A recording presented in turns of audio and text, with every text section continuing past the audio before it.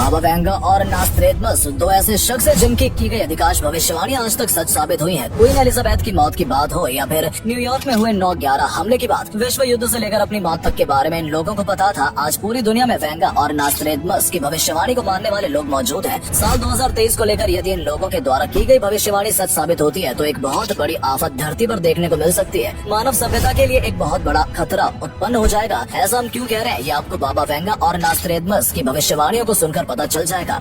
मेरा आपसे सवाल है, आपका जो दिल है वो JFBF के लिए धड़कता है या माँ के लिए? अगर माँ के लिए धड़कता है तो वीडियो को लाइक, चैनल को सब्सक्राइब जरूर कर देना। आइए जानते हैं। सबसे पहले बात करते हैं बाबा वेंगा की, जिनका जन्म 3 अक्टूबर 1911 के दिन बुल्गारिया में हुआ था। इन्हें बाल्कन क्षेत्र का नास्त्रेदमस भी कहा जाता है। मात्र 12 साल की उम्र में इनकी आंखों की रोशनी चली गई थी, लेकिन ईश्वर यदि किसी से एक शक्ति छीनता है तो बदले में कुछ अन्य असाधारण शक्तियाँ उन्हें प्रदान जरूर करता है। बाबा वेंगा भले ही आंखों से नहीं देख सकती थी, लेकिन उनके पास एक दिव्य शक्ति थी जिसकी मदद से वो भविष्य देख सकती थी। बाबा वेंगा ने बहुत कम उम्र से ही भविष्यवाणियां करनी शुरू कर दी थी। उनकी जीवन की अधिकतर भविष्यवाणियां सच साबित होने लगी थी। बड़ी संख्या में लोग उनकी भविष्यवाणियां सुनने आने लगे। साल 2023 को लेकर बाबा वेंगा ने कहा कि प्रयोगशालाओं में बच्चे बनने शुरू हो जाएंगे और उनकी ये बात काफी हद तक सच साबित होती भी नजर आ रही है। जर्मनी के बर्लिन शहर में हाशिम अल घाइली ने आर्टिफिशियल वॉम्ब बनाने का दावा किया है, यानी अब बच्चे माँ के गर्भ में नहीं बल्कि लेबोरेटरी में जन्म देने लगेंगे। खास बात ये है कि इस लेबोरेटरी में माता पिता अपने हिसाब से बच्चों का कस्टमाइजेशन कर सकेंगे। बच्चे का IQ लेवल कितना होगा, उनकी स्किन का कलर, उसकी आंखों का रंग, उसकी हाइट से लेकर उसके जेंडर तक सब कुछ माता पिता डिसाइड कर लेंगे। और हाशिम ने कहा कि सालाना करीब 30,000 बच्चों का जन्म लेबोरेटरी में हो सकेगा। ये एक्सपेरिमेंट कितना कामयाब होगा ये तो आने वाला वक्त ही बता पाएगा। बाबा वेंगा ने कहा कि साल 2023 में बायो वेपन यानी जैविक हथियार का इस्तेमाल होगा। ये कोई मिसाइल या परमाणु बम की तरह नहीं होगा, बल्कि एक प्रकार के वायरस को किसी देश में छोड़ दिया जाएगा जो महामारी का रूप लेगा। लोगों की बीमारी के कारण मौत होने लगेगी, पूरे देश की अर्थव्यवस्था बर्बाद हो जाएगी। जैविक हथियार को न्यूक्लियर वेपन से भी ज्यादा